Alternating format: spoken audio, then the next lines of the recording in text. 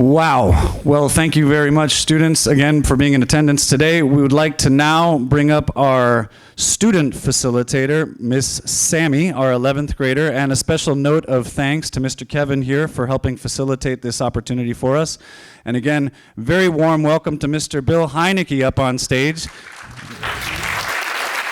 We have the honor of hosting Mr. William Heinecke, a prominent figure in the hotel and food industry in Thailand, and who is also a philanthropist and an author. Mr. William E. Heinecke, or to many of you known as Bill, is one of Forbes' top 50 richest people in Thailand. If you ever heard of Minor International or properties and franchises like Anantara, Avani, Tivoli, the Coffee Club, Burger King, and Dairy Queen in Thailand, then you must be excited to know the man behind all of it and more, Mr. William E. Heinecke.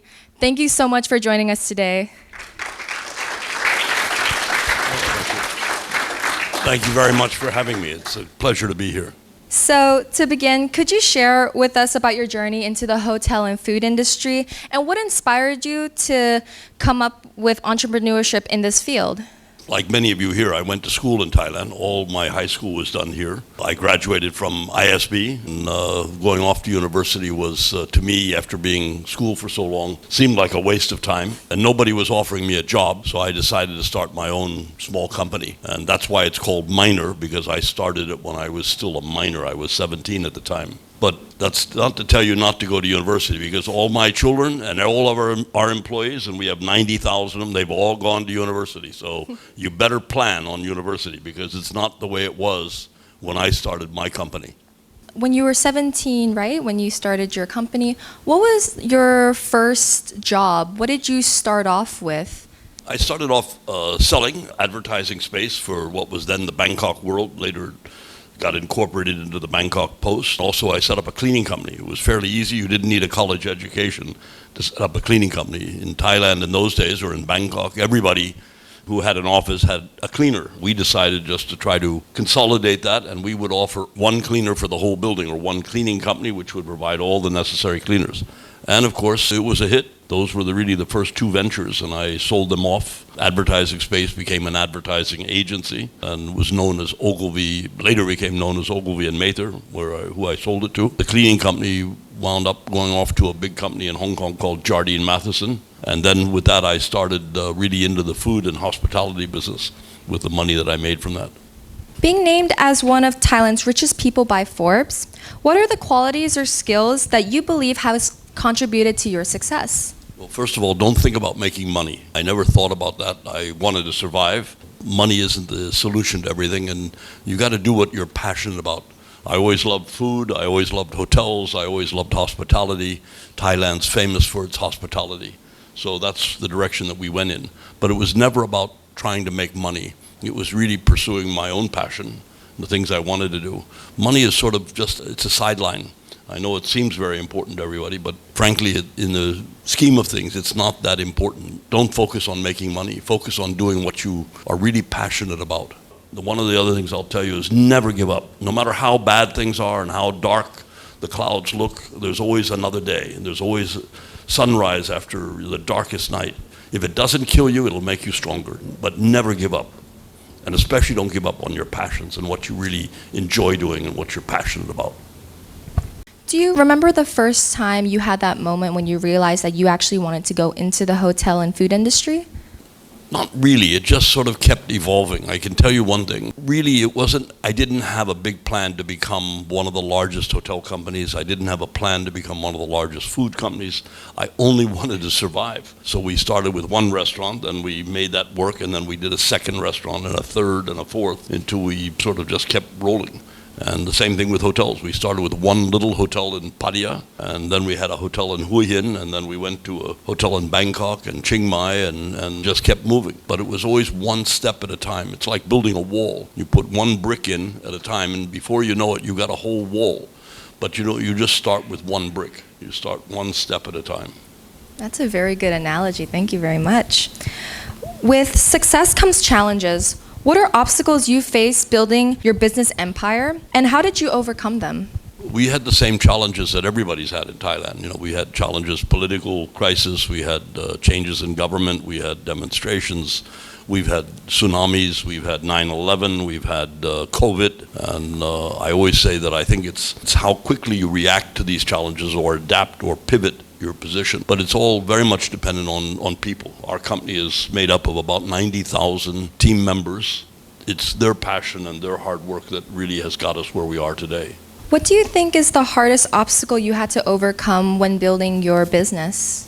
You know, when I started at 17, I had to overcome really all the difficulties of parents. My parents didn't want me to start my own business. They wanted me to go to university. I was going to be the very first member of my family to ever go to university. And so I'm afraid I disappointed them I didn't go. But really, I guess it was many people, when you start out on a passion or a project, they expect you to fail. And even if they don't say so, I think my parents expected me to fail. Many of my friends expected me not to be successful. And sometimes that's the best thing that you have going for you, is when people don't expect that you'll be successful. The real opportunity is to prove them wrong. And I think had everybody patted me on the back and said, you're going to do fine, you're going to make a lot of money, you're going to have a big hotel company and a big food company, I probably might have failed. You know, the same thing comes with many children. I got married at a very young age, and we've now been married for 56 years, which is a long time. And everybody didn't think that was going to work either. But we proved them wrong. But that's not to recommend getting married young, trust me. So a lot of things I'm going to tell you about, they don't necessarily work today. Today you have to do things a little differently, and you've got to remember that you got to change.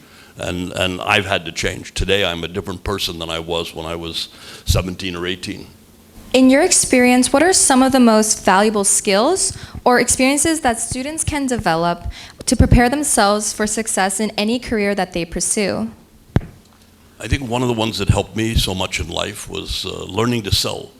You know, all through life you're going to have to sell yourself, you're going to have to sell your ideas. Someday you may want to get married, you're going to have to convince that young lady or young guy that you're the one that should get married to. It's one of the most important skills, because in life you're going to have to get a bank to believe in one of your ideas or lend you money or help you buy a car or something. So if you don't know how to sell yourself, you're never going to make it. Anytime you have a chance to, sell anything to other people, you learn something new. And that's a valuable tool. And if you know how to sell, you'll never be broke. Trust me. Is there any examples you could give to the students on how to sell a product to someone, kind of like an elevator pitch? Well, I think, for me, it's always been a question of researching what your ideas or your pitch or whatever it happens to be, whether it's trying to convince people that, pizza will sell in Thailand, but it's all about selling. Because in those days, in the 1960s and early 70s, Thailand was lactose intolerant, and it's something that has to be developed. And when I came to Thailand, the only people that drank milk were babies and very old people. And ice cream was not a habit, and pizza certainly wasn't, because it had a lot of cheese on it. It developed, and today everybody is lactose tolerant in Thailand, and I take a little bit of credit for that. So with all of the Swensons and Dairy Queen and pizzas and cheeseburgers and everything else that we did. And of course, when I came to Thailand, people were generally very short. Today you've got some very tall people. Look at your prime minister, but he grew up on all of our food, so. Going back to talking about the skills, in your opinion, what do you think is the most valuable skill that students should learn? Patience. Everything takes time. People think we're an overnight success. Well, I got to tell you, it took us 56 years to get where we are today. So you got to learn to be patient. Nothing happens quickly. Whether you're going to school or you're starting your first business or you're working in a company, you start at the bottom, and it takes time to work your way up.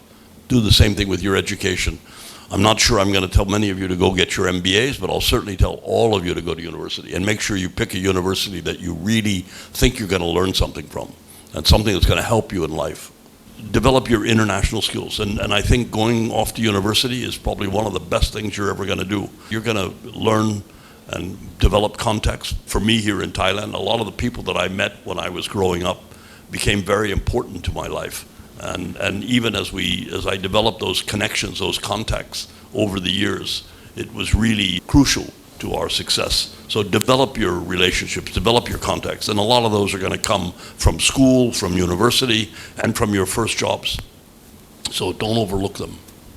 You are also a philanthropist. Can you share some of your philanthropic projects and its impact on the community? We do a lot of philanthropic things. We have a huge educational program which I started, and we have about 10,000 students that we're sponsoring for education from kindergarten all the way up to university. But I have an ulterior motive for doing this. You know, one of the things that when we talk to kids now or people, they don't necessarily want to know how much money our company makes. They want to know what we're doing for society. What are we doing for the environment? We embarked on these projects many years ago, and it's always been very useful because now when kids come in and say, you know, what is your company doing for Thailand or for the world, we can tell them something. And that gets many kids more inspired than the fact that we make a lot of money. And secondly, you know, within Thailand, we've started a lot of projects which are close to my heart. I love elephants. I love the north. So we have an elephant camp. We have 2 elephant camps up there. I love, you know, sea life. So we've got a turtle rehabilitation center. We release turtles. We're breeding turtles. We're saving coral in the Maldives. And so we do a lot of these things. And we do it in communities where we operate. And what that does is it means that people in those communities see what we're doing, and they really appreciate it, and then very often we find they come to work with us because they know what we've been doing and it's good for their community. But the other thing I tell all of our team members, and we've got a lot of them, as I've said, is that we have to be profitable. Profit is not a dirty word. Profit is about making money, rewarding shareholders, repaying banks. It's recycling money. But you know, if you don't make a profit in our company, if we weren't profitable, we would not be able to do all of these charitable things. We couldn't do all these things we do in the community. So for us, it's always about profit, passion, and people. All of those things have to come together. Many students are passionate about making an impact in the world. So what advice do you have for our ASB students who are eager to contribute to social causes and give back to their communities? The first 5 years of my company, I can tell you I wasn't thinking about giving back to anybody because I only wanted to survive, make sure we could pay this salary. Today, when we pay 90,000 people at the end of the month, that's a big achievement. My birthday, we celebrate, you know, everybody in Thailand likes to give you something on your birthday. Well, I told them all that we're going to change the rules here. Every one of our staff is supposed to do something that they feel strongly about. They're supposed to do it outside the office. So we're trying to instill giving as a part of our everyday life. And I strongly recommend that to all of you. Don't look what you can get, look what you can give back. Since you started your company so young, what are some important habits that ASB students should develop in high school? Trust me, you're not going to get ahead in life if you're not prepared to work hard. And if you work hard, then you can afford to play hard. But first, you got to work hard. You got to demonstrate what you can do and be successful at what you are doing. But don't forget that. And that's really, I haven't found any easy roads to the top. They're all fraught with frustration, hardship, hard work, late nights. So don't think it's an easy ride. It's not. It's going to be very tough. You're going to be very challenged. Nothing is easy. Thank you very much. Before we continue, are there any questions students would like to ask? So what do you think is the best business to start in the next maybe 5 years? It's all going to be about digitization. Today, you know, everything that we touch is all about, now it's AI. We use AI in everything. I'm sure you're writing papers on it now, and I write speeches on it too. I really urge you to follow that carefully. You've got more technology at your fingertips today than we ever had when we were growing up. What made you lay a niche, or what made you stand out in the economy, or in Thai economy to be specific? When I was growing up, there were big gaps in Thailand, like you know, no pizzas, no burgers. But today, trust me, you know, you try and start a pizza company or a burger company or, you know, an ice cream company, and you're going to have a huge challenge. So it's not going to be as easy as it was when I started. What advice do you have for students in ASB pursuing hospitality, since We have a great program. It's linked together with La Roche in the hospitality field. That's I'm very proud of it. And you do a lot of, not only do you do your study and your scholastic stuff, but you also spend a lot of time working. You know, I think work will never do you wrong, and I urge all of you, whether you're going to university or you go to anything, make sure you spend some time working, even if it's part-time work. You know, all the time that I went to school, and I was wasn't any older than you guys, I always wanted to make a little bit of extra money to do what I wanted to do. Thank you very much. Elaborating more about your book, what motivated you to write it, and what do you hope your readers could take away from your writings? I think it was really about sharing what I learned over this journey of the last 56, 57 years, and what I could share with people, and hopefully they would gain something from it. And it's there's no secrets in life, you know. And as I said, you know, things don't come easily. You've got to work hard for them. So I share what I've learned, and you know, my time is free. So if you all do something good in your life, then it would have made my talk here today worthwhile. What do you think is the most interesting lesson you learned about the hospitality industry or the food industry? I think it's all about giving great service. The one thing Thailand is great at is hospitality. Thailand is world class at hospitality. We take people from Thailand and put them all over the world to share that hospitality, that thinking. Thailand is really a unique country, and that's one of the greatest strengths I see.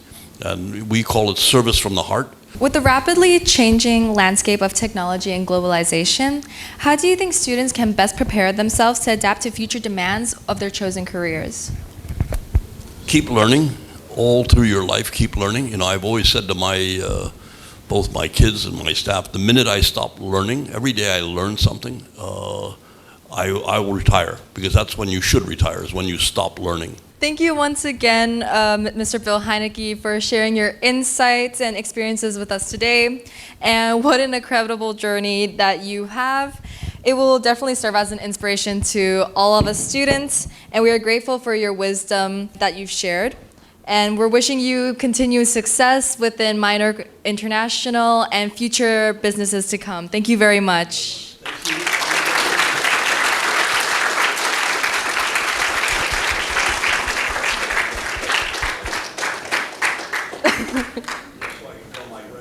Maybe I'll see if I can get a selfie in here.